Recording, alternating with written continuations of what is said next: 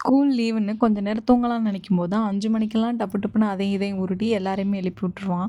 School இருக்கு எந்திர்றான்னு சொன்னா 8 மணிக்கு மேல ஆனாலும் எந்திரிக்கிறது சாருக்கு ரொம்ப கஷ்டமா இருக்கும். ஆனா ஒரு நாள் இல்லாத திருநாளா இன்னைக்கு அதிசயமா என்ன பண்ணியிருந்தான், 6 மணிக்கு நான் எந்திரிக்கும்போது இவன் ட்ரெஸ் எல்லாம் பண்ணி பக்காவா ரெடி ஆகி படுத்திருக்கான். எனக்கே ஷாக் ஆயிருச்சு. என்னடா இப்படி நான் எந்திரிக்கிறதுக்கு முன்னாடி எந்திரிச்சது கூட பிரச்சனை இல்ல. பட் எப்புட்றா ரெடி ஆகி படுத்திருக்கேன்னு கேட்டா எல்லாமே நம்ம மொத நாள் வாங்கி குடுத்த ஷூவோட மாயம் தான்.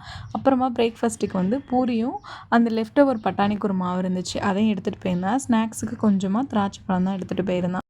இவன் பண்றதெல்லாம் பார்த்தா என்னோட சைல்ட்ஹுட் டேஸ் தான் எனக்கு ஞாபகம் வந்துச்சு. நாங்கலாம் நோம்புக்கு முன்னாடி என்ன பண்ணுவோம் அப்படின்னா, நோம்புக்கு ட்ரெஸ் எடுத்து குடுத்துருவாங்க. ஒரு 5, 6 நாளைக்கு முன்னாடி எடுத்து குடுத்தா, டெய்லி அத பார்க்குறது, பீரோக்குள்ள எடுத்து வைக்கிறது, திருப்பி அத எடுத்து பார்க்குறதுன்னு இதே வேலையா இருப்போம். நோம்பு அன்னைக்கு நைட்டு எல்லாமே வீட்ல ஸ்வீட்லாம் செஞ்சுட்ருப்பாங்க.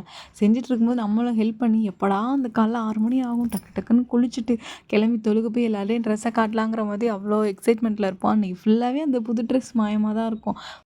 அப்பலாம் சின்ன விஷயமா இருந்தா கூட அதுக்கு அவ்ளோ சந்தோஷப்படுவோம். இப்பலாம் பெருசா ஏதாவது நடந்தா கூட ஜஸ்ட் லைக் தட்டா இதானே அப்படிங்கிற மாதிரி ஆயிடுச்சு. இதான் மெச்சூரிட்டியா இருக்குமோ ஒரு வேளை என்னன்னு தெரியல. தெரிஞ்சா நீங்க கமெண்ட்ல சொல்லுங்க. ஒரு வழியா சின்ராசு அப்படி இப்படின்னு கிளம்பி ரொம்ப எக்ஸைட்மெண்ட்டோட ஸ்கூலுக்கு போயிட்டாரு.